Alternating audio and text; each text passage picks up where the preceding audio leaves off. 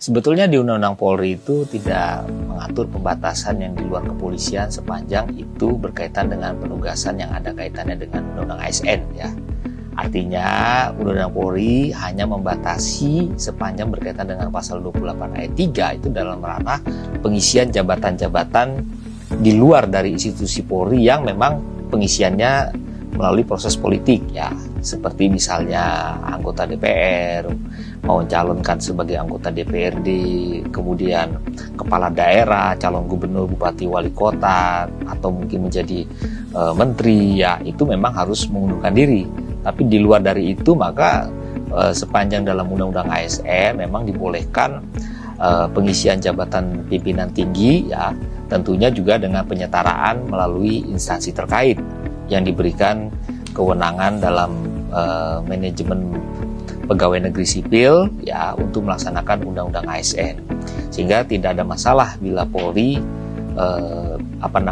anggota Polri untuk tetap ditugaskan di kementerian lembaga.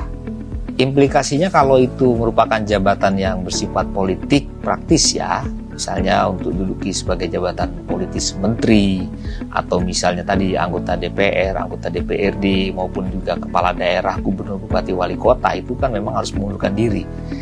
atau pensiun dini, mengajukan pensiun ya. Sehingga di luar dari itu maka implikasi bagi anggota Polri yang tetap ingin ditugaskan atau mendapat penugasan dari Kapolri untuk di kementerian lembaga sepanjang itu dalam Undang-Undang ASN dan dalam koridor peraturan pemerintah tentang manajemen pegawai negeri sipil dan berkoordinasi dengan Kementerian PAN-RB, saya kira tidak ada persoalan ya, karena undang-undang tidak melarang penugasan anggota Polri aktif untuk ditempatkan di kementerian lembaga sepanjang memang dibutuhkan atau diminta dan ada penyetaraan dari Kementerian PAN-RB terkait dengan posisi dari jabatan-jabatan yang dibutuhkan tersebut. Dengan putusan MK pada hari ini posisinya Polri tetap sah untuk memberikan penugasan anggota Polri di luar struktur tadi ya, sepanjang itu berkaitan dengan melaksanakan Undang-Undang ASN ya, melaksanakan peraturan pemerintah tentang manajemen pegawai negeri sipil, tidak ada persoalan ya. Jadi tetap sah